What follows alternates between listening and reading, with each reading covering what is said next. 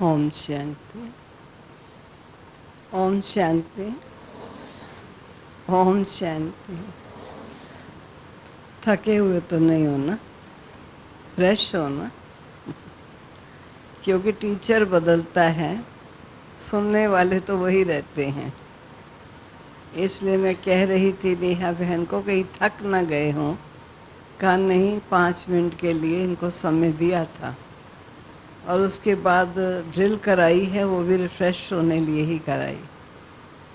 और मैं देख रही थी सचमुच दुनिया में कई प्रकार के खेल होते हैं, मनोरंजन के साधन होते हैं, लेकिन कहीं ऐसा मनोरंजन का साधन कोई भी यूज़ नहीं करता होगा कि अभी हम फरिश्ते बन गए, अभी फरिश्तों के सिर पर ईश्वर का हाथ है, अब फरिश्तों को लाइट और माइट बढ़ रही है, अब फरिश्ते हल्के होते जा रहे हैं। तो ये भी एक प्रकार का खेल है, लेकिन खेल खेल में ज्ञान और खेल खेल में अनुभव। अगर कोई इस खेल को खेल ही ना समझकर खेल को सत्य ज्ञान समझे और खेल को एक श्रेष्ठ अनुभव का एक साधन समझे, तो उस खेल से बहुत सुंदर अनुभव कर सकता है। क्योंकि बाबा सदा हम बच्चों को यही कहते रहे कि बच्चे, ब्राह्मण सो फरिश्ता और फरिश्ता सो देवता। इस समय का हमारा पुरुषार्थ है फरिश्ता बनने का। और फरिश्ता कौन बनेगा?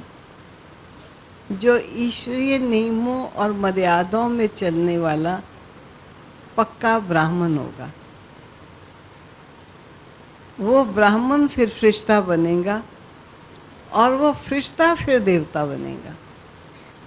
और अगर ब्राह्मण ही अभी पूरे नियमों में, पूरी मर्यादाओं में, ज्ञान के गहन तथ्यों से परिपूर्ण रूपेण निश्चय बुद्धि नहीं होगा, तो वो कभी भी फरिश्ता नहीं बन सकता है। क्योंकि फरिश्ते का तात्पर्य ये है कि अब उसका देह और देह संबंध सब में होते हुए भी वो सबको देख रहा है, उसे सब दिखाई दे रहा है, लेकिन उसको कोई नहीं देख पा रहे हैं, क्योंकि उसका देह अभिमान उसमें नहीं है। देह का आकर्षण, देह के शो, देह की कॉन्शियसनेस, ये उसके ना होने के कारण उसे कोई देख नहीं पा रहा। वो सबको देख रहा है, लेकिन साक्षी बन करके। तो ये स्थिति हमको इस समय यहाँ बनानी है। और ये स्थिति बनेगी किसकी? जिसको सदा ये याद रहेगा कि देह तो मेरा इंस्ट्रूमेंट है, साधन है, जिस साधन को मुझे इस्तेमाल करना है किसी भी कर्म क्षेत्र पर कर्म करने के लिए। लेकिन साधन का इस्तेमाल करता हुआ भी साधक अपनी साधना में है कि मैं कौन हूँ और मैं किसका हूँ। वही वास्तव में फरिश्ता बन सकता है। ये फर्स्ट लेसन है। अगर फर्स्ट लेसन मैं आत्मा हूँ ये किसी का पक्का हो जाए, तो वो फरिश्ता बन सकता है, देवता बन सकता है। पहला लेसन अगर पक्का हो जाए। तो मैं अपना एक जगह एक्सपीरियंस सुना रही थी कि एक बार क्लास में बाबा ने मेरे से पूछा था कि बच्ची, कितनी देर अपने को आत्मा समझती हो? तो मैं अभी नई नई ज्ञान में चली और मुझे ये पता चल गया कि मैं आत्मा हूँ। तो मैंने बाबा को कहा, बाबा मैं सारा दिन अपने को आत्मा समझती हूँ, क्योंकि मुझे पता चल गया मैं आत्मा हूँ। तब बाबा ने मुझे कुछ नहीं कहा, इतना कहा कि बच्ची, कल बाबा को बताना कितनी देर आत्मा समझा। जब प्रातः स्नान करने जाना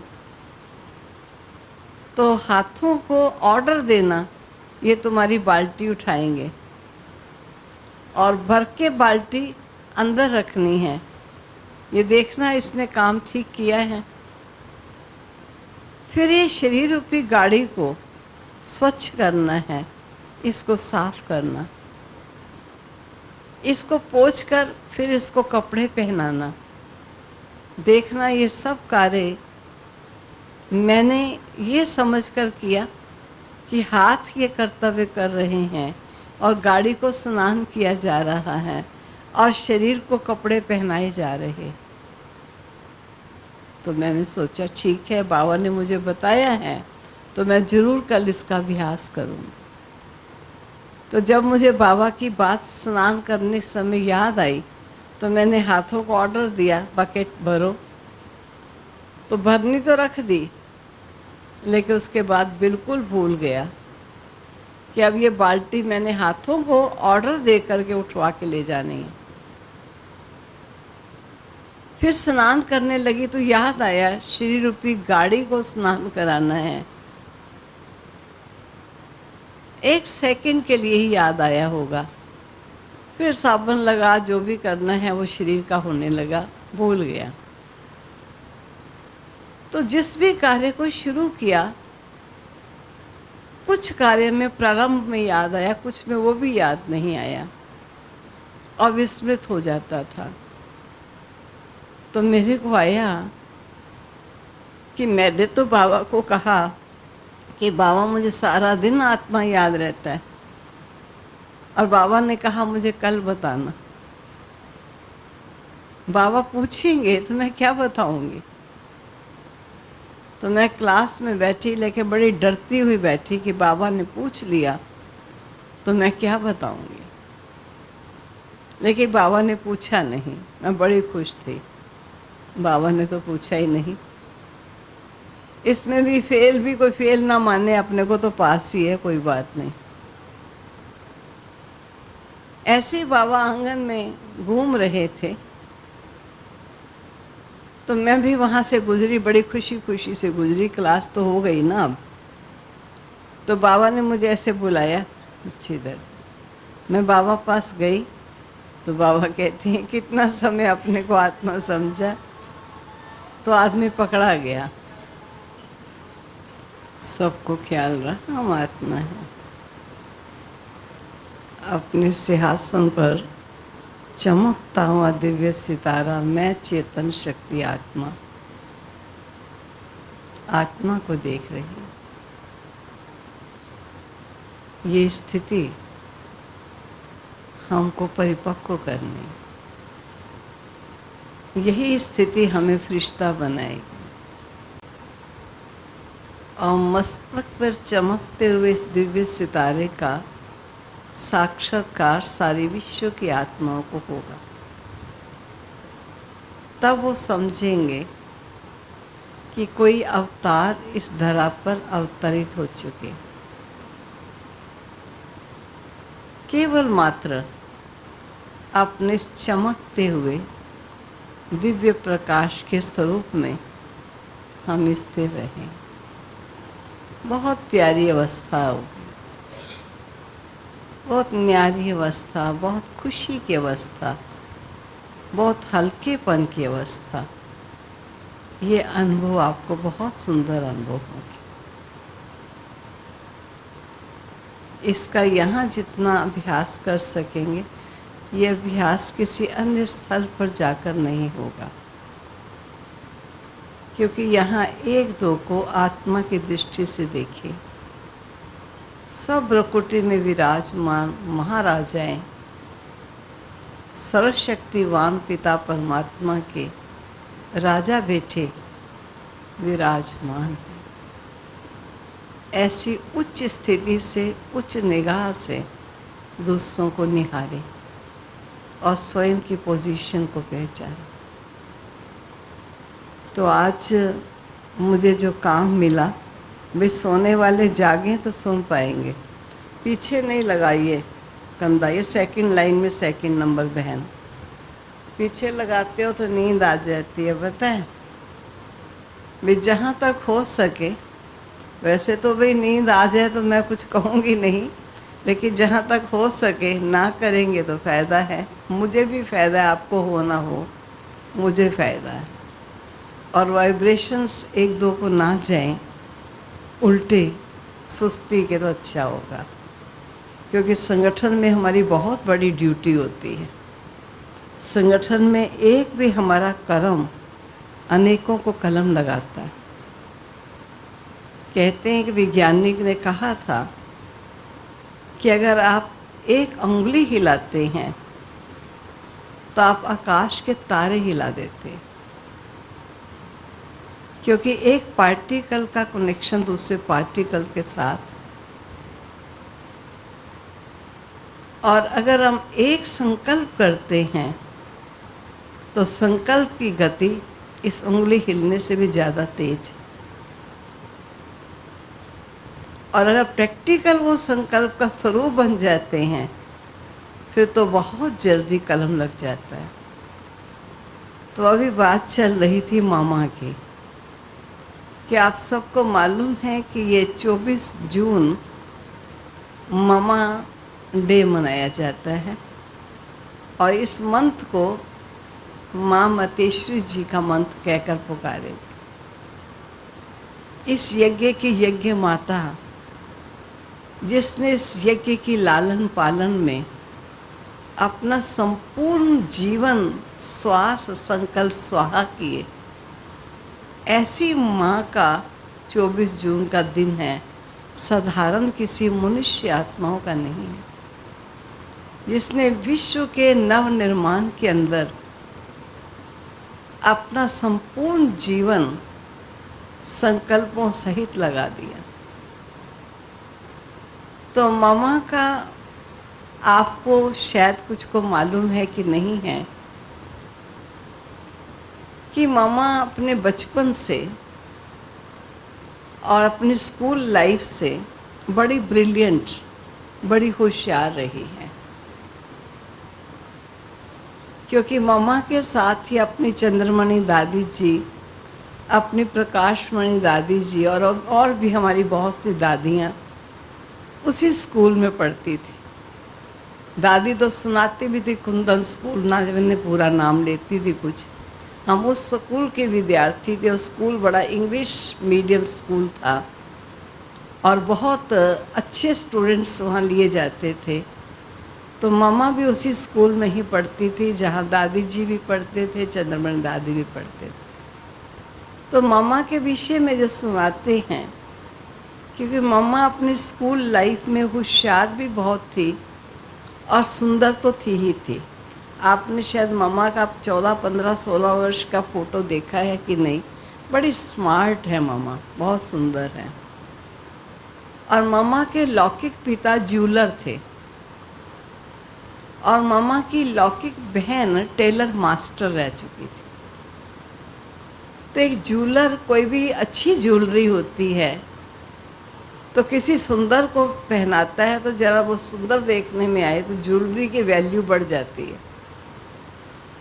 तो मामा को कोई भी चीज़ पहनाते थे तो मामा को बड़ी जचती थी, सूट करती थी। और टेलर मास्टर अपना पहले सिलाई का डिज़ाइनिंग कपड़ा अगर किसी को पहनाए तो आप सोचिए वो कैसा सुंदर कोई पहने। साधारण भी कपड़ा पहनता है तो सुंदर ने पहनना है और डिज़ाइनिंग कुछ नहीं दी है तो सबका अटेंशन उस पर जाता है। तो मामा का ज्वेलरी का शौक़ भी था और पहनती भी थी। क्योंकि आज ये नहीं रहा, पहले कन्या थोड़ी बड़ी होती थी तो कहते थे उसके कान, नाक, हाथ नंगे नहीं रहने चाहिए, कुछ ना कुछ उसको पहना हुआ होना चाहिए। तो मामा को ये ज्वेलरी भी होती थी स्कूल लाइफ में भी, और बढ़िया क्लॉथ्स भी पहनती थी और सुंदर तो थी ही बहुत। लेकिन इसमें और चार चांद लगते कि मामा बहुत सुंदर सितार बजाना जानती थी। इतनी सुंदर सितार बजाती और गीत गाती थी, आवाज़ मामा की बहुत अच्छी थी। शहरों के धेरे उस समय छोटे होते थे कोई भी अगर विलक्षण बालक है तो उसकी महिमा चारों ओर फैल जाती थी।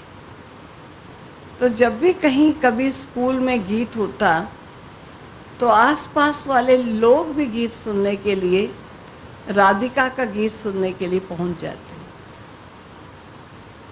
और गीत सुनते थे। तो मामा की कोई ज्ञान में रुचि नहीं थी, क्योंकि जो बच्चा फैशन में है, अपना सजा धजा होता है, सुंदर भी है, तो उससे सब फ्रेंडशिप भी बनाना चाहते हैं। लेकिन मामा शुरू से जरा अपने आप में थी, तो ज़्यादा क्लोज नहीं सबके आती थी, लेकिन थोड़ा ऑफिशियल भी रहती थी और स्नेही भी थी सबकी। परंतु कोई धार्मिक रुचि हो, ऐसी रुचि नहीं थी। लेकिन किसी कारण से, मान लीजिए पिताजी का बिजनेस डाउन हुआ, कई कारण हुए, और घर में कोई मृत्यु हो गई थी, और मृत्यु हो जाने के कारण घर के वातावरण में बहुत अशांति थी। तो मामा की लौकिक मम्मी और मौसी, प्यारे बाबा का सत्संग शुरू हो चुका था उस समय, तो वो दोनों सत्संग में जाती थी।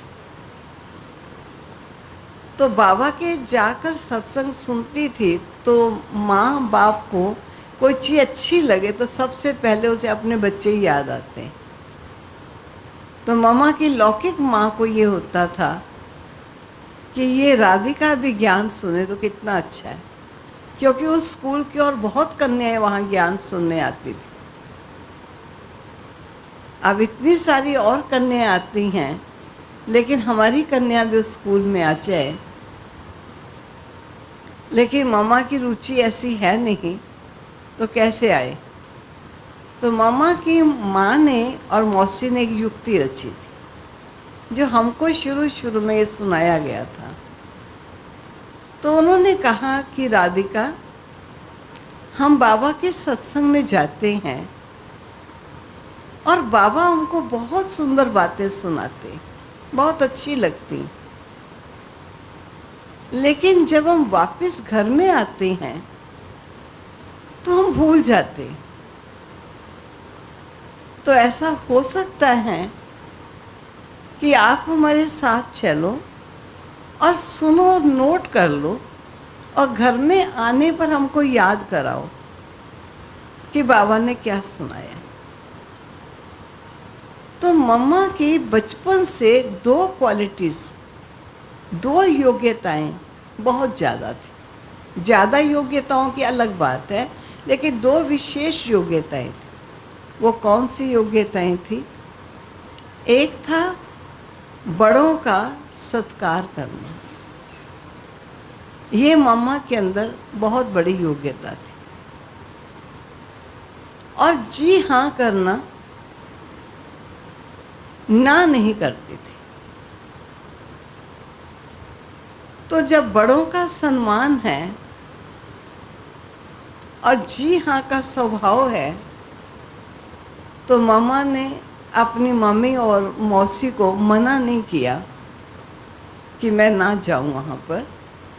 तो वो बाबा की सत्संग में अपनी मम्मी और मौसी के साथ चली गई और डायरी पेन ले गई, क्योंकि मम्मी ने काम दिया था कि आप नोट कर लेना, तो हमें घर में आके रिवाइज कराना। आप सोचो, जिसको ये काम मिला है, तो बाबा के सत्संग में फर्स्ट डे गई है, लेकिन कैसे वो बाबा के महावाक्य सुन रही होगी, बड़े ध्यान से, क्योंकि उसे सब नोट करने हैं और घर जा कर के उसने अपनी माँ मौसी को याद करानी। तो ऐसी कन्या जो सभा में नहीं है, और बाबा भी जानते थे कि बच्ची स्कूल के ब्रिलियंट विद्यार्थी है और बहुत अच्छा गीत गाती है। जैसे मैंने आपको बताया कि शहरों के दायरे छोटे होते थे, इसलिए हर एक को जानता था। तो सभी मामा को जानते थे इस रूप से। तो बाबा ने भी देखा, लेकिन बाबा को बड़ा अच्छा लगा कि ये बच्ची बड़े ध्यान से सुन रही है और नोट कर रही।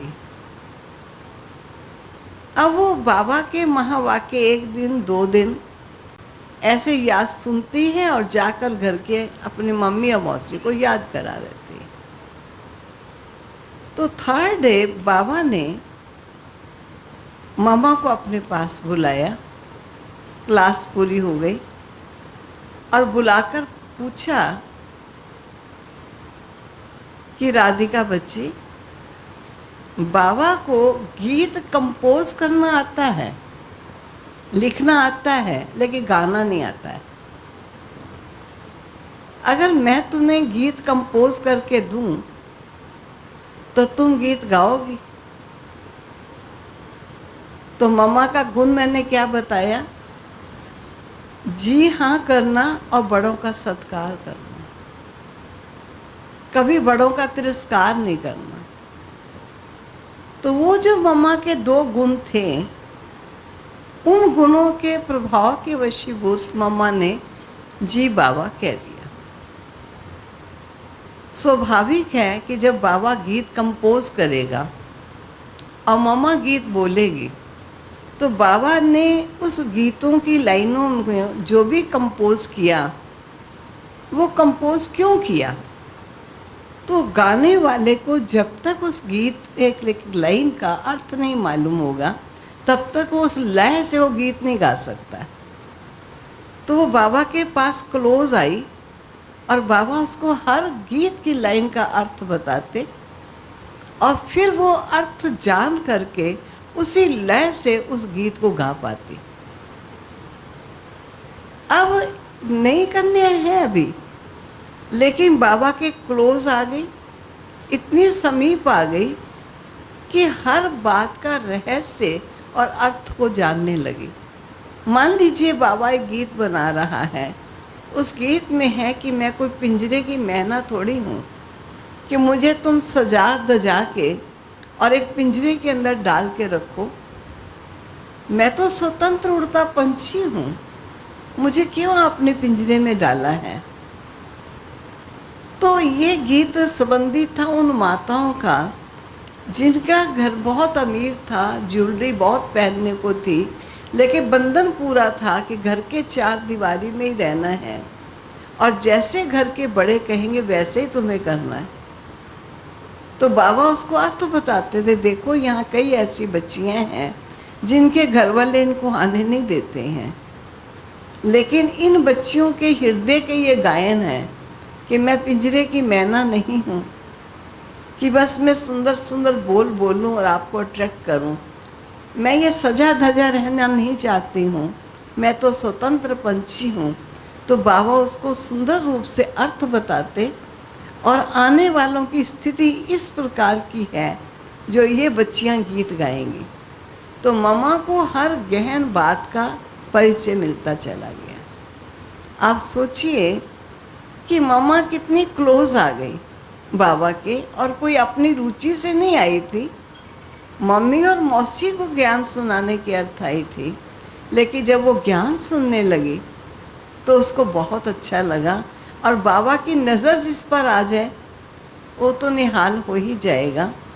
और बाबा जब वो सुन रही है, इतने ध्यान से सुन रही है, नोट कर रही है, और छोटी है, 14 वर्ष की कुमारी है, और बड़े ध्यान से ज्ञान को नोट कर रही है, तो आवश्यक है कि बाबा का अटेंशन उस बच्ची की तरफ डाइवर्ट जरूर होगा। तो बाबा ने उसको इतना क्लोज इस प्रकार लाया। धीरे धीरे जब वो इतनी क्लोज आ गई, तो बाबा ने वहाँ से कुछ समय के लिए अपने लौकिक परिवार के साथ बाबा चले गए कश्मीर में, और पीछे राधिका को कह गए कि यहाँ तुमको सबकी ध्यान रखना है, और बाबा वहाँ से भेजता रहेगा लिखत में जो भी ज्ञान की बातें हैं वो तुमको पढ़ करके, और फिर उन्हें मौखिक सुनानी है, पढ़कर कागज़ नहीं सुनाना है। तो मम्मा को जब वो 8 पेज 7 पेज का बाबा का वो पत्र आता था, और पर्सनल पत्र, प्राइवेट पत्र आता था, तो मम्मा उसको अच्छी तरह पढ़ती थी, और पढ़ कर के उसकी मेमोरी बहुत अच्छी थी। जैसे मैंने बताया कि स्कूल का एक ब्रिलियंट विद्यार्थी था, होशियार विद्यार्थी था, तो वो उस बात को अच्छी तरह पढ़ती नहीं थी। पढ़कर बाबा ने गीतों के आधार से मम्मा को वर्तमान की पोजीशन और इस हालात में माताएं हैं, किस हालात से ये यहाँ पर आई हैं, ये सब बातें स्पष्ट करता रहा। तो मम्मा उस ज्ञान को इतना अच्छी तरह समझ करके फिर सबको सुनाती थी। तो सबको बड़ा अच्छा लगता था कि राधिका ज्ञान तो बहुत अच्छा सुनाने लग गई।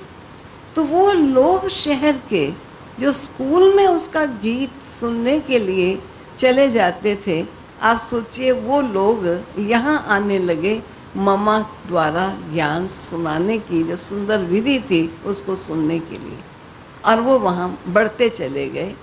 यहाँ तक कि मम्मा जब पीछे थी तो बाबा के घर में ये सत्संग शुरू हुआ था। तो वहाँ एक दीवार थी, जो बड़ा कमरा छोटा था, एक दीवार निकाल लो तो बड़ा हॉल बन जाता है, तो वो दीवार भी निकालनी पड़ी और एक बड़ा हॉल बनाना पड़ा, जिसमें वहाँ क्लास चलनी शुरू हो गई। तो इस प्रकार मामा ज्ञान के संबंध में आई और ज्ञान की क्लोजनेस में आई। कई बार हम अपने आप से निरुत्साहित हो जाते हैं कि मेरे में सारे गुण नहीं हैं, मेरे में ये गुण है, ये गुण है, लेकिन सारे गुण नहीं हैं। कोई बात नहीं, किसी में भी सारे गुण नहीं होते, कुछ ना कुछ गुण किसी में होते हैं, किसी में कोई गुणों की कमी भी होती है। लेकिन अगर कोई गुण है तो वह थ्रू एंड थ्रू चाहिए, पूरा गुण हो अंदर तक। मानो मम्मा के अंदर जो थी कि बड़ों का सत्कार करना और जी हाँ करना, ये मम्मा के अंदर थ्रू एंड थ्रू गुण था। और इस दो गुणों ने मम्मा को इस यज्ञ का विद्यार्थी भी बनाया और बाबा के इतनी क्लोज आ गई कि यज्ञ की जिम्मेवारी बाबा ने मम्मा को दे करके और श्रीनगर में चला गया। भले पीछे बड़ी बड़ी दादियाँ थी जिन्होंने अपने जीवन को मम्मा से भी पहले समर्पित किया हुआ था, और मम्मा की लौकिक मम्मी भी थी, मौसी भी थी, लेकिन मम्मा का होशियार होने के कारण बाबा ने मम्मा को ड्यूटी दी थी। अब आप सोचिए, दो गुण मम्मा के, उसने इस यज्ञ की माँ जगदम्बा सारे यज्ञ का पिलर बनाकर रखा। इसलिए कई बार हम समझते हैं ये गुण तो मेरे में नहीं, ये गुण तो नहीं, ज़्यादा ये ना देखो कौन सा गुण मेरे में है, खाली इतना देख लीजिए। और जो गुण मेरे में है उस गुण को मैं इतना भरपूर कर लूँ कि उसकी जरा भी कमी महसूस ना हो। इस बात पर ध्यान देने की आवश्यकता होती है। और अगर किसी में अवगुण है तो हम उसके अवगुण को देखते हैं, इसमें ये है, इसमें ये है। उस समय हम ये देखें कि मेरे में क्या कोई अवगुण नहीं है। कोई तो छोटा मोटा बड़ा लंबा चौड़ा कोई तो मेरे में भी तो होगा ना। कौन अवगुण से रहित है? जब अवगुण हर एक में है तो इनमें है या इसमें है तो कौन सी बड़ी बात है। लेकिन अवगुण किसी का चित्त पर रखना बड़ा सहज है, लेकिन उसे अवगुण से मुक्त कराना उसका सबसे बड़ा काम। जिससे मम्मा को कई बार पूछते थे तो मम्मा कहती थी मैं बैठकर एक एक का चित्र घड़ती हूँ। कैसे चित्र घड़ती हूँ? मानो अगर किसी के अंदर कोई कमी कमज़ोरी होती है तो मम्मा मन से उसका संपन्न स्वरूप बनाती थी कि उसमें ये भी गुण, इसमें ये भी गुण, इसमें ये भी गुण, ये कैसे गुणों की मूर्ति है। ऐसे मन से उस आत्मा के अवगुणों को चित्त पर ना लाकर उसके गुणों का स्वरूप सामने लाके गुणों से उसको सजाती थी। ये मम्मा का सेवा का कार्य चलता था। आप ये देखिए, यज्ञ में मम्मा को यज्ञ माता कहा गया। यज्ञ माता क्यों कहा गया? कोई कारण तो होंगे। माँ का उसने स्टेटस इतना कैसे प्राप्त कर लिया? तो बाबा जो यज्ञ में दादियाँ थी, हमारी बड़ी दादियाँ थी, बुजुर्ग भी थी, आयु से बड़ी, अनुभवों में बड़ी, दुनिया के रूप से बड़ी थी। तो बाबा उन सबको कहता था कि इसको माँ कहो, ये मम्मा है। तो सब कहते थे छोटी सी कन्या इसको हम मामा कैसे कहेंगे? हम तो नहीं कहेंगे मामा। बाबा हमारे मुख से नहीं निकलता है ये मामा इसके लिए। तो बाबा कहता था नहीं सही, तुम कहोगे ये मामा है। अब बाबा तो उनका भविष्य जानते थे। तो कई बार ऐसा यज्ञ में एक सिस्टम शुरू में था कि बाबा बच्चियों के साथ नहीं रह सकता था, तो बाबा का भवन अलग होता था और जितनी बहनें थी उनका भवन अलग होता था और मम्मा उनके साथ रहती थी और उनकी सारी पालना परवरिश की जिम्मेवारी बाबा ने मम्मा के ऊपर दी हुई थी। तो मम्मा सबकी पालना परवरिश करती थी और कई टाइम एक निश्चित होता था कि इतने बजे सभी बच्चे मम्मा बाबा के पास आएंगे, बाबा उनको मुरली सुनाएगा। चलो रात का 10 बजे का टाइम है, 10 से 10:30 बाबा के पास आएंगे। तो जो ही टाइम होता था तो सभी अपना सब कुछ छोड़ छाड़ के जल्दी जल्दी जाते थे। टाइम हो गया, चलो बाबा पास, चलो बाबा पास, सब बाबा पास चल पड़ते थे। लेकिन मम्मा को कहते थे चलो राधा आप भी चलो, तो राधे कहती थी नहीं आप जाओ। बड़ा प्यार से, मम्मा की आवाज़ बड़ी धीमी और बहुत मीठी होती थी, आप जाओ। तो सब चले जाते थे। ठीक है, नहीं जाती राधा तो ना सही, सब कहते थे बड़ी नखरेली है भाई, बाबा के पास जा रहे हैं तो क्यों नहीं जाती है? नहीं जा रही, क्यों नहीं जाती थी? कोई कारण तो होगा। क्या होता था, जल्दी जल्दी जा रहे हैं, दूध अभी आधा उबला है, आधा अभी उबला ही नहीं, वही छोड़ दिया। आटा गूंदा हुआ है, उसको कटोरे में डाल दिया, जो बचा है ढका ही नहीं। सब्जी ऐसे पतीले में पड़ी हुई है और उसको छोड़ के वहीं चले गए। तो मम्मा पीछे जितना काम रह जाता था उस सारे कार्य को संपन्न करती थी। दूध उबाल देगी, आटा ठीक जगह रख देगी, चीज़ ढक ढका के किचन साफ सुथरी कर देनी है, ये सब कर देती थी। और करने के बाद मम्मा छत पर जाकर के अपने बाबा की याद में टहलती थी। तो एक बार बाबा ने कहा कि राधा नहीं आई। तो जो गई थी बहनें, उन्होंने कहा बाबा नखरेली है बहुत, हमने कहा चलो, और कहती है मैं नहीं जाऊंगी, मना कर दिया। तो 2 बहनों को बाबा ने कहा जाओ, तुम जाकर देख के आओ राधा क्या कर रही। तो 2 बहनें जब देखने के लिए वहाँ गई तो उन्होंने देखा कि सारी किचन सेट है, साफ सुथरा सब कुछ पड़ा है। राधा कहाँ है? कमरे में तो है नहीं। छत पर गए तो छत पर वो लोहे का ग्रिल जैसा दरवाज़ा लगा हुआ था, उसको बंद किया हुआ था मामा ने, और छत पर वो टहल रही थी और टहलते हुए मामा की आंखों से आंसू गिर रहे थे और बड़े आंसू गिर रहे हैं और बड़े प्यार से छत पर टहल रही, मानो बाबा की याद में वो बड़े प्यार में टहल रही। तो जो 2 बहनें देख कर आई तो उन्होंने आपस में क्या चर्चा करती हैं, देखो जाती नहीं है और रो रही है यहाँ पर।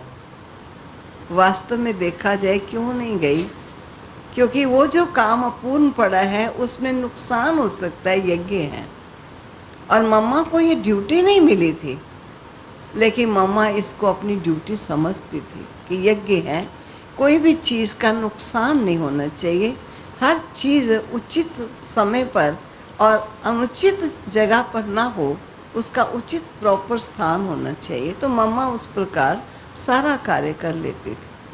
तो जब बाबा को जाके बताया कि बाबा मम्मा नहीं, उस समय राधिका ही कहते थे, राधिका छत पर टहल रही है और आंखों से उसके आंसू गिर रहे हैं। देखो बाबा, राधिका आती नहीं और रो रही थी।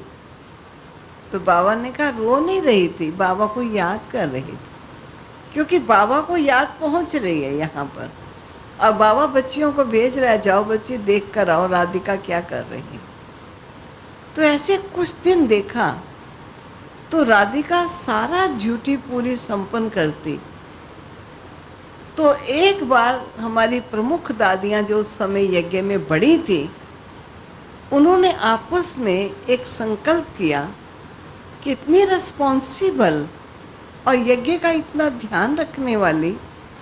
हम सब अपनी अपनी ड्यूटी करते हैं, लेकिन जो मेरी ड्यूटी नहीं वो मैं क्यों करूँगी। लेकिन मम्मा की कोई ड्यूटी तो नहीं होती थी, परंतु मम्मा सारा ही काम करके निपटा के और चली जाती, और किसी को नहीं कहती थी कि तुम ऐसा छोड़ गई, तेरा मैंने ये किया, तुम ऐसा छोड़ गई, तेरा मैंने ये किया। कभी वर्णन नहीं करती थी और कभी उलाहना और तैना नहीं देती थी, लेकिन ये समझती थी यज्ञ है, यज्ञ का जो कार्य है वो मुझे संपन्न करना है। तो जब मम्मा के ये लक्षण देखे तो हमारी जो प्रमुख दादियाँ थी, उन्होंने उस समय आपस में डिसाइड किया कि आज के बाद हम कभी भी राधा नहीं कहेंगे, हम मम्मा ही कहकर पुकारेंगे। तो वहाँ से जब बाबा के वहाँ से गई और बड़ी बड़ी दादियाँ उनकी माँ सहित वहाँ गए और जाके कहा, मम्मा आप क्या कर रही थी? तो कहा ऐसा क्यों बोलती हो? तो कहा नहीं, आज के बाद हम आपको कभी राधा नहीं कहेंगे, हम सदा ही मामा कहेंगे। और बाबा को भी जाके कहा कि बाबा आज हमने डिसाइड कर लिया कि हम कभी राधा नहीं कहेंगे, हम मामा कहेंगे। तो बाबा ने कहा बाबा भी मामा ही कहेगा, बाबा भी राधा नहीं कहेगा। तब के बाद बाबा भी मामा ही कहकर पुकारते थे, राधा कहकर बाबा नहीं पुकारते। और मम्मा को हमेशा कहते थे, बाबा जब महावाक्य उच्चारण करते थे तो पहले महावाक्य मम्मा तुम उच्चारण करो और फिर बाबा सुनाएगा। तो मम्मा महावाक्य उच्चारण करती थी, बाबा के सुनाए हुए महावाक्य, चाहे वो 2 पॉइंट लेती थी या 1 पॉइंट ही लेती थी, लेकिन इतना सुंदर, इतना स्पष्ट स्पष्टीकरण देती थी, जो कोई भी सुने तो उसको ज्ञान की गहनता क्या होती है और स्पष्टता क्या होती है वो उसे अनुभव हो सकता है। बहुत सुंदर रूप से मामा वो बात स्पष्ट करती थी। और जो ही हम देखते थे, जब यहाँ मधुबन में भी देखा हिस्ट्री हॉल, छोटा जो हिस्ट्री हॉल है वो जब बना, तो मामा मुरली चला रही है, लेकिन बाबा कई बार मामा की मुरली सुनना चाहता था। तो बाहर जो गली होती थी तीनों तरफ, तो बाबा बड़ी चाखड़ी खड़ाऊँ पहनती थी घर में, मम्मा भी खड़ाऊँ ही पहनती थी, फ्रॉक पहनती थी, पजामा पहनती थी, और बाबा भी चाखड़ी ही पहनते थे। तो चाखड़ी की टप टप की आवाज़ आ सकती है, लेकिन बाबा मम्मा की कभी आवाज़ नहीं आती थी। हम लोग स्पेशल कलकत्ता से वो चाखड़ी मंगवाते थे कि हमारी भी आवाज़ ना आए, लेकिन चलने की बात भी तो होती है, ऐसा तो नहीं चाखड़ी आवाज़ नहीं देगी, लेकिन आवाज़ तो चलने पर वो आता है। तो बाबा मम्मा की जब क्लास चल रही होती थी, इतना धीरे धीरे बाहर से निकलता था, मम्मा का सुनना चाहता था क्या सुनाती, क्योंकि जो ही बाबा क्लास में प्रवेश हुए और मम्मा का जहाँ सेंटेंस चल रहा है, जा कहाँ है, रहे भी आगे नहीं बोलेगी, वहीं शांत। बाबा कहता था मम्मा पूरा करो, मम्मा कभी नहीं करती थी। बाबा आगे, अब बाबा बोलेंगे, मामा नहीं बोले, मामा बोलती नहीं थी। और हम देखते रहते थे, बाबा बाहर टहल रहा है, मम्मा ने देखा नहीं। जो ही मम्मा का ध्यान जाएगा तो मम्मा वहीं ऐसे हो जाएगी।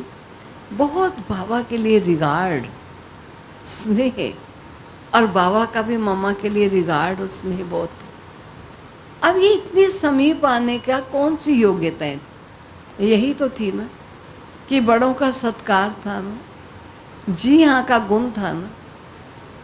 ज़्यादा गुणों की बात तो नहीं थी, फैशन मम्मा करती थी, लौकिक पढ़ाई में इंटरेस्टेड थी, कोई धार्मिक रुचि नहीं थी, लेकिन अपने माँ बाप का आज्ञा पालक और बड़ों आज्ञा पालक गुण है, और बड़ों का सत्कार करना, ये 2 योग्यताएं थी।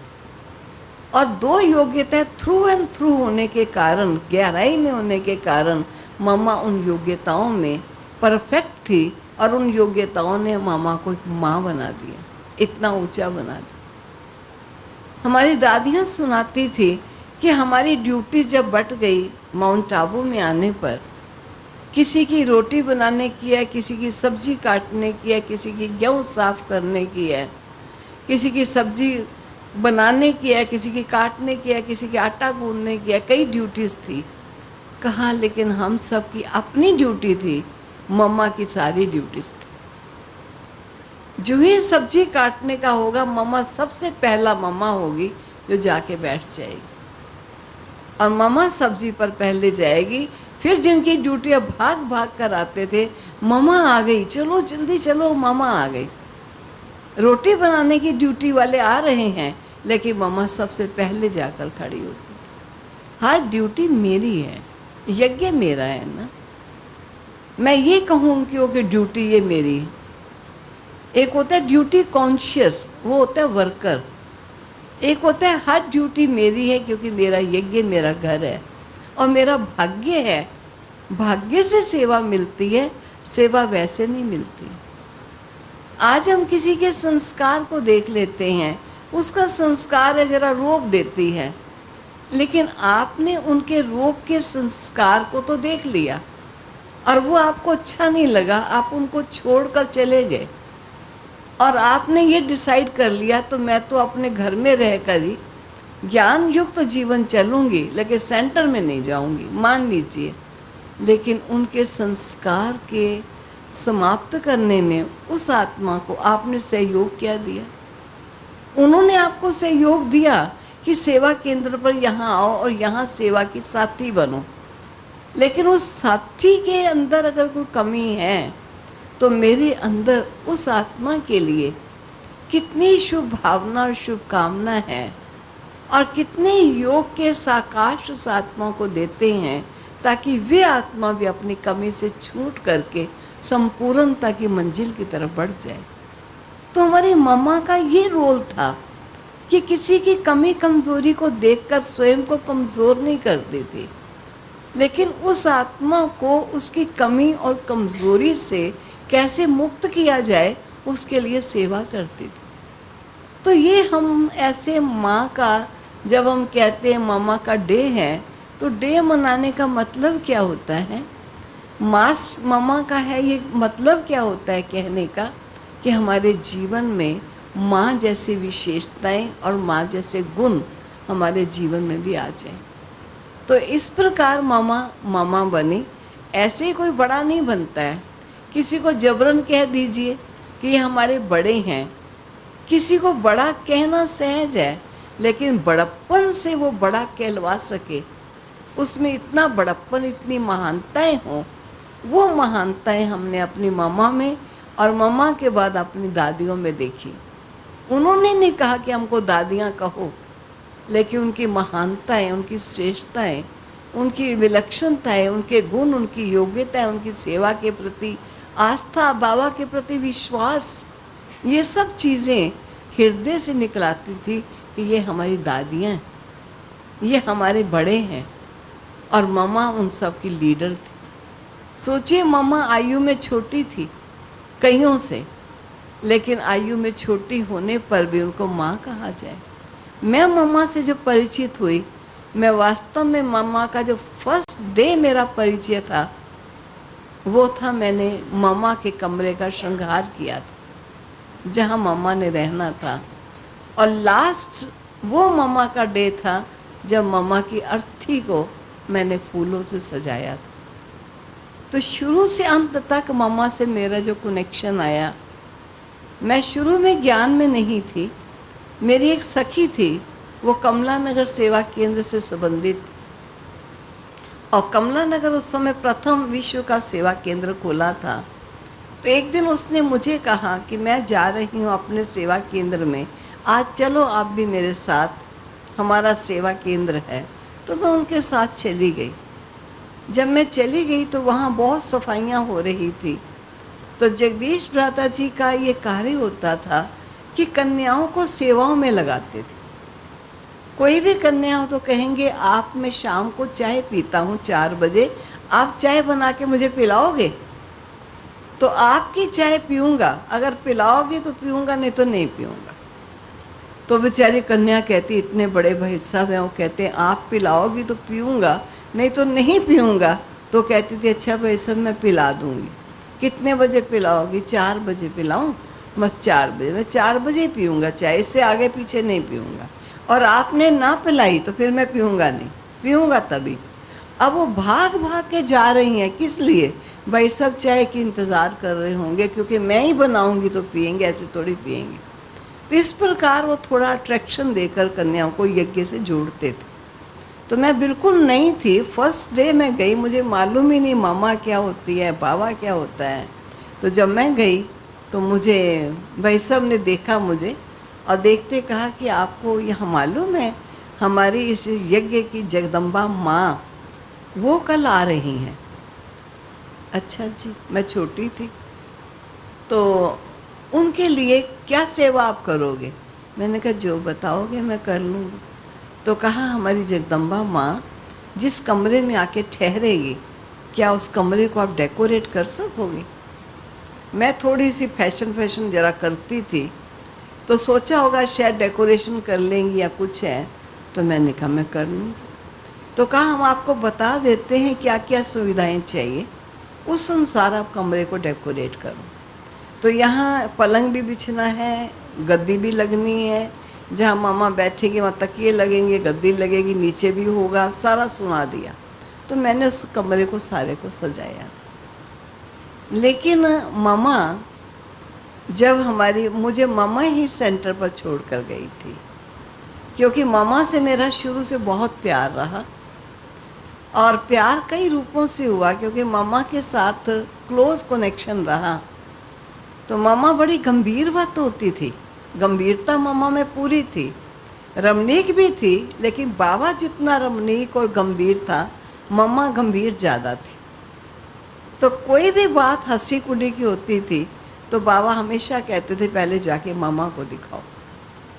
तो हमको याद है बाबा दिल्ली में आए, मामा भी थी, तो करोल बाग हमारा सेंटर खुला था।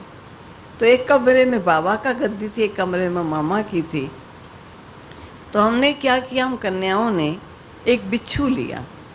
बिच्छू नहीं, प्लास्टिक का बिच्छू था, बिल्कुल रियल लगता था वो। तो हमने बाबा की गद्दी के पास रख दिया। रख के थोड़ी देर देखा, बाबा देखे तो सही। तो बाबा ने ऐसे अचानक देखा नहीं, तो हमने कहा बाबा ये तो बिच्छू है, बिच्छू है। बाबा ने कहा बच्चे तुम पीछे हट जाओ, पीछे हट जाओ। अब बच्चियों को तो पीछे हटा दिया, तुम पीछे हट जाओ। तो हमने कहा बाबा आप भी पीछे हट जाओ, ये बड़ा भयानक सा बिच्छू लगता है। बाबा ने कहा जाओ चिमटा लेकर आओ, इसको चिमटे से पकड़ कर बाहर ले जाएंगे। तो जब बाबा ने कहा चिमटा ले आओ, तो हमको तो मौका मिल गया, हमने पकड़ी टांग। हमने कहा बाबा हम टांग से फेंक देंगे। बाबा ने कहा अच्छा ये बच्चियाँ चालाकी करती हैं बाबा के साथ, बाबा को भी खेल करती हैं। तो बाबा को कई बार हम रमणीकता से ऐसे करते थे, क्योंकि बाबा को सारा दिन सेवा ही सेवा। तो हमारी बड़ी दीदी कहा करती थी जाओ बाबा के पास, कोई चुटकुला सुनाओ, कोई कहानी सुनाओ, कोई ऐसी बात करो जो बाबा खूब हंसे। तो हम छोटे छोटे थे तो करते थे ऐसा, कभी बाबा के साथ कोई खेल करना, कभी पार्सल गेम करना, कभी कुछ ना कुछ। उस पार्सल गेम में देते थे बाबा के रास करनी है बाबा को, और रास के लिए बाबा को खड़े होना। तो बाबा वैसे ही करता था, बच्चों के साथ बच्चा बनता था। तो बाबा ने कहा कि अब ये बिच्छू ना मम्मा के पास भी ले जाओ, और जाकर मम्मा को भी डरा के आओ। तो हम बिच्छू ले गए। मम्मा का जब ध्यान दूसरी तरफ था तो हमने बिच्छू ऐसे रख दिया, चुपचाप। बिच्छू बड़ा सारा था। तो रखने के बाद मम्मा तो अपना बैठी रही, देखे ही ना। तो हमने सोचा अब तो दिखाना पड़ेगा। तो हमने कहा मम्मा बिच्छू है, बिच्छू है। मम्मा कहती है देख कैसे, नकली है, असली कोई नहीं है। मम्मा आपने तो पहचान। मम्मा बड़ी तीक्ष्ण बुद्धि, बहुत, मानो बाबा एक उस रूप से रहता था भोला भाला, लेकिन मम्मा बड़ी तीक्ष्ण बुद्धि थी। कहते थे ये तो झूठा है। हम कहते थे नहीं मम्मा काटने वाला है। मम्मा कहती मुझे पता है काटने वाला नहीं है। तो फिर हम कहते थे मम्मा अच्छा आप पकड़ लो। तो मम्मा कहते चलो मैं पकड़ती। तो हम स्वयं ही पकड़ लेते थे, मालूम पड़। कहते थे बाबा मम्मा को तो पता चल गया। मम्मा कोई नहीं मानती है, मम्मा को जल्दी पता चल जाता है। तो मानो मम्मा भी रमणीक तो थी, लेकिन मम्मा बड़ी गंभीर भी थी, और बाबा मम्मा का बहुत आपस में प्यार भी बहुत था। तो मम्मा का, क्योंकि मैं क्लोज करने जा रही हूँ, तो मामा की जब तबीयत, मुझे मामा ने जब सेंटर, हम लोग मजाक का बात कही तो क्या करें कैसे करें, तो कभी कभी ये था कि एक बार मम्मा को हमने बनाना ज़रूर है कि मम्मा को लगे कि हम ठीक हैं और मम्मा का गलती हो जाए। तो हमने क्या किया, तो मम्मा जब हमारे पास आई सेंटर में, एक सेंटर में, तो दो सखियां थी हम, तो एक ने कहा कि मम्मा को कैसे किया जाए जिससे कि मम्मा जल्दी हर चीज़ को पहचान जाती है। तो हमने क्या किया, एक बुर्का लिया बाज़ार से, किसी के घर से, मुसलमानी के घर से एक बुर्का ले आए। बुर्का नहीं, सारा काला बुर्का था। उसको बहुत धोया, सेंट लगाया, पाउडर लगाया, कई कुछ लगाया, साफ़ किया। और एक मेरी सखी थी और मैं थी। तो मैं थोड़ी गंभीर रहती थी और मैं ज़्यादा हसल बसल में ज़्यादा नहीं जाती थी, थोड़ा शांत रहती थी। और मामा पापा को थोड़ा मालूम भी था, लेकिन मैं इतनी कोई प्रसिद्ध नहीं थी उस समय। कोई मामा मुझे इतना ज़्यादा जानती थी, लेकिन इतना ज़्यादा जानती थी ऐसा नहीं था। तो मामा जब क्लास में बैठी थी तो दूसरी सखी बड़ी, बहुत ऐसी शैतान थी, तो उसने कहा मामा, क्लास चल रही थी तो कहा मामा, वो हमीदा बेगम आई है और वो बड़ी बंदेली है और अकेली ज्ञान में चलती है, उसके घर वाले उसको चलने नहीं देते हैं और उसको बस 2 मिनट आपसे मिल के और चली जाएगी। तो क्लास में मुरली के बीच में ही उसने बोल दिया। तो मामा ने कहा कहाँ है तुम्हारी हमीदा बेगम? तो हमीदा बेगम कहती, हमीदा हमीदा आजा आजा। तो हमीदा चली, हमीदा मैं थी। तो हमीदा बेगम चली गई मामा के पास।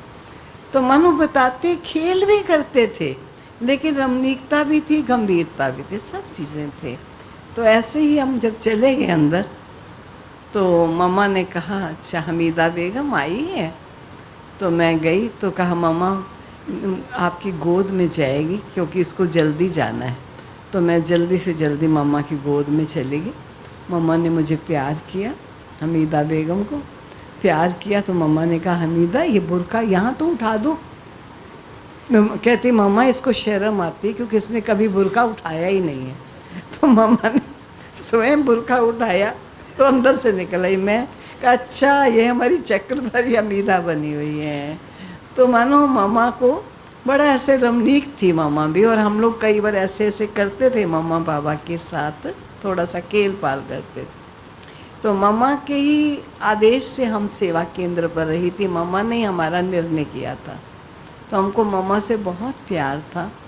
और जब हमको पता चला कि मामा को ऐसी बीमारी है कि मामा ज़्यादा समय नहीं चलेगी, तो जो ही मुझे पता चला, उस समय मामा को बॉम्बे में गुलजार दादी के साथ में रहती थी।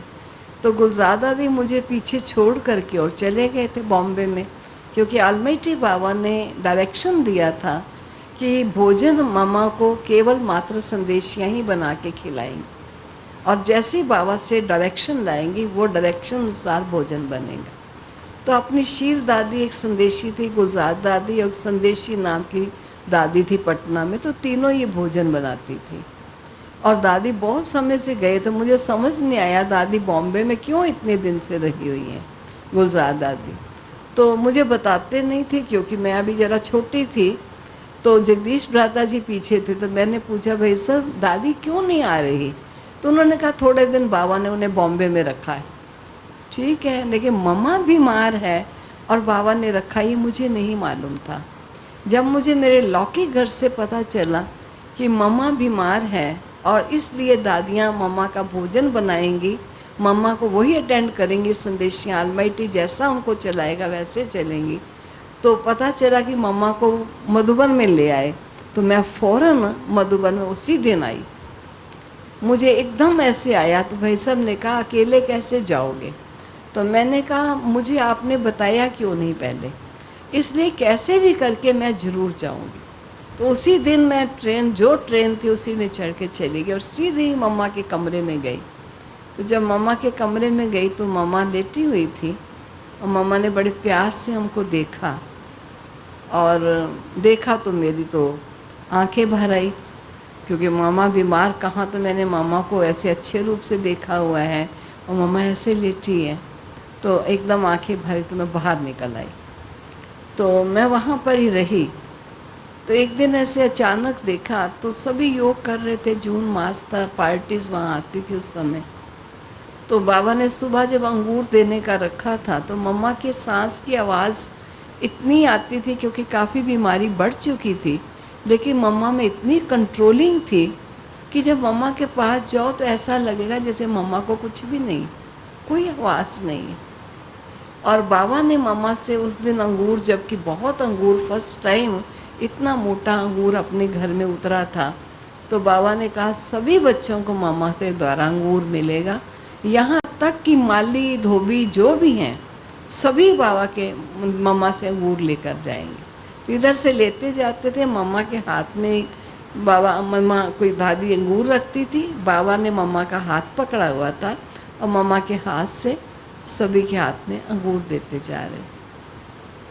तो काफ़ी टाइम लगा सभी को अंगूर देने, पार्टीज आई हुई थी, सबको दिलाया और मम्मा ऐसे ही बैठी थी, तकिए रखे हुए थे, लेकिन मम्मा बड़े प्यार से बैठी, मानो कैसी गंभीरता की मूर्त थी।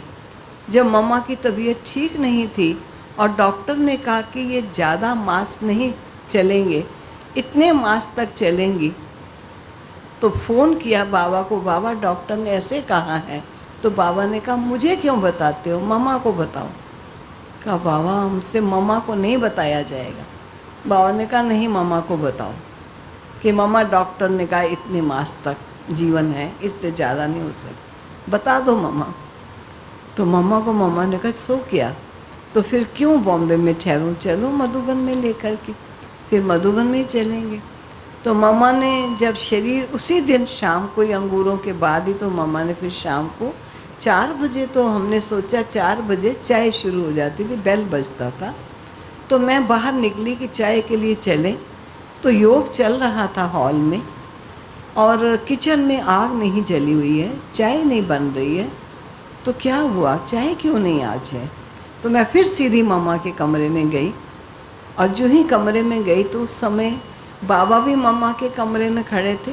बाबा, मम्मा की लौकिक में मौस बहन थी, वो भी खड़ी थी, कुछ और भी दादियाँ खड़ी थी मम्मा के कमरे में, और तकिए वगैरह सब कुछ उठाए जा रहे थे। मुझे नहीं मालूम पड़ा क्या बात, लेकिन कुछ ही क्षणों में पता चला कि मम्मा ने शरीर छोड़ दिया।